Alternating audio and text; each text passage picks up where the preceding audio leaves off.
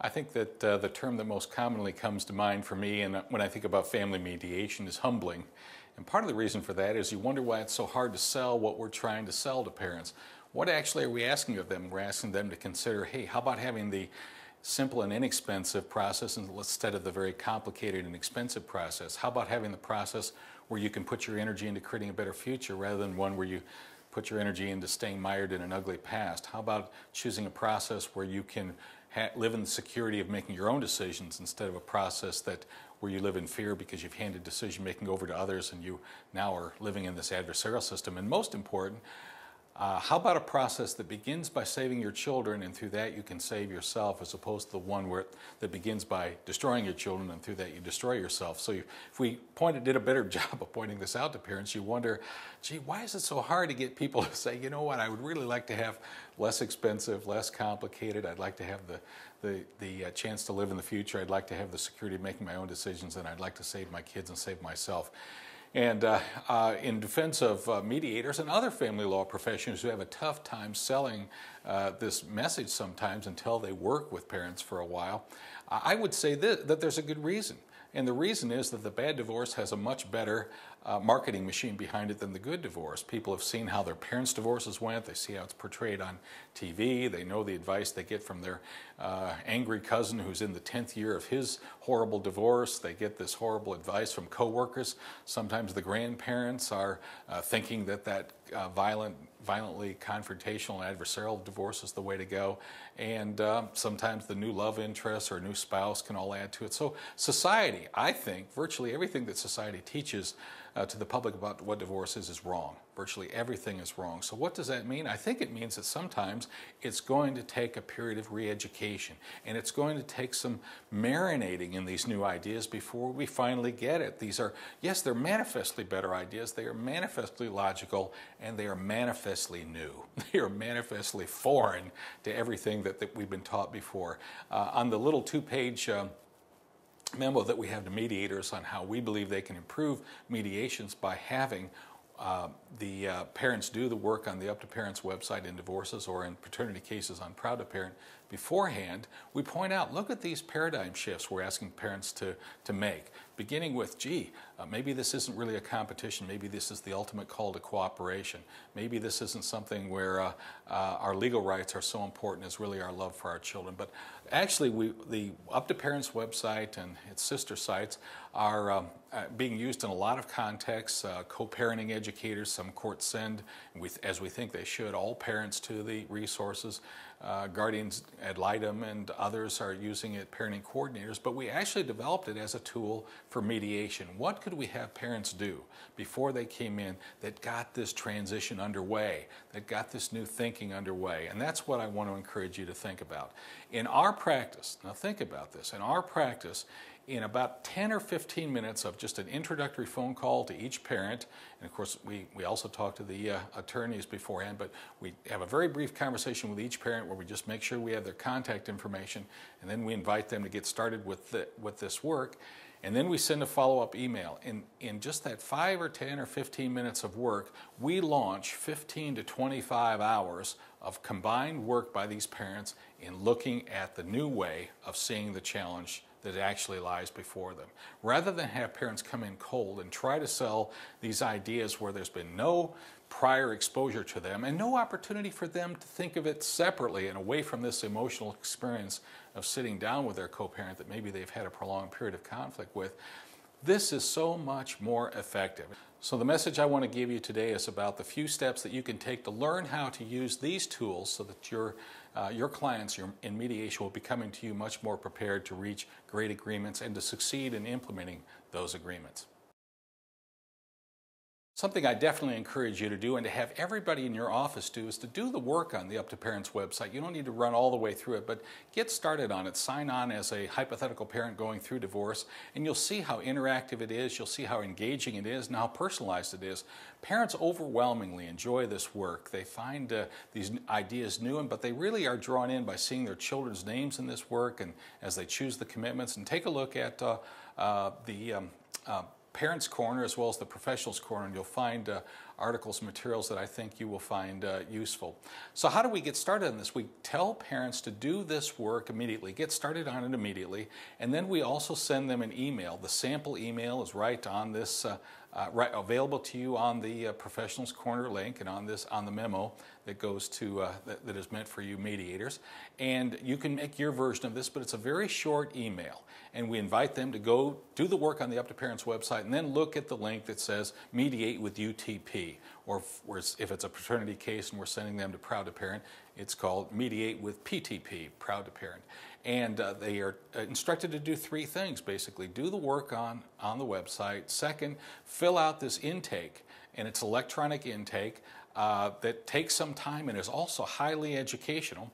And the third thing we encourage them to do is to then take a look at a document that we called Quick Help, or Quick Help for Families in Transition.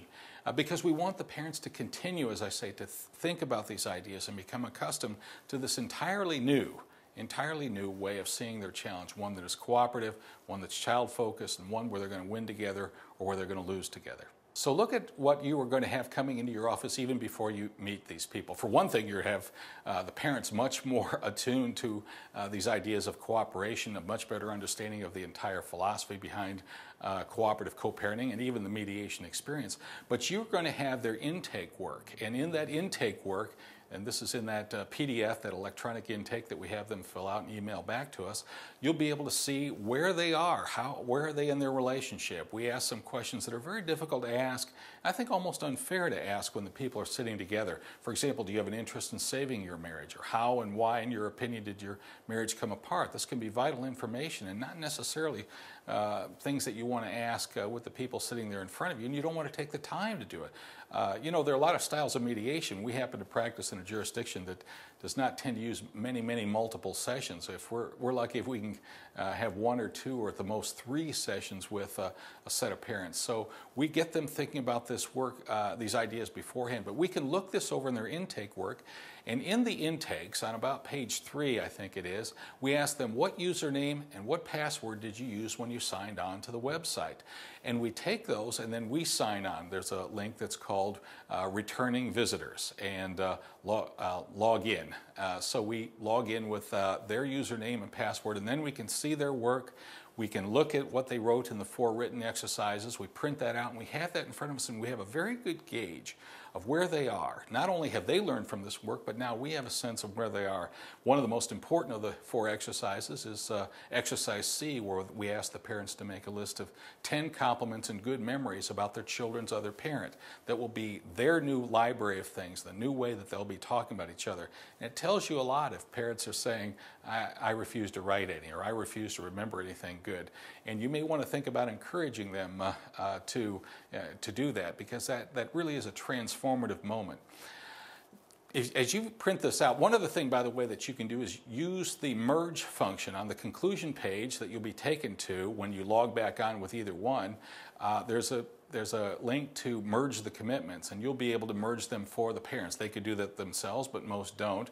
But you can click on that. If you have the username and password for both parents, you can very easily see how you can do this. And this then produces, by the website automatically, a set of agreed commitments. These are the commitments to the children that both parents said, yes, we will make these to the children because 1, we see this as important to them, and 2, we promise to do this for them. I want to emphasize that it is absolutely not our purpose to change your mediation style. There are many mediation styles. They all have their place. We all have to find our voice in any event and the approach that we like.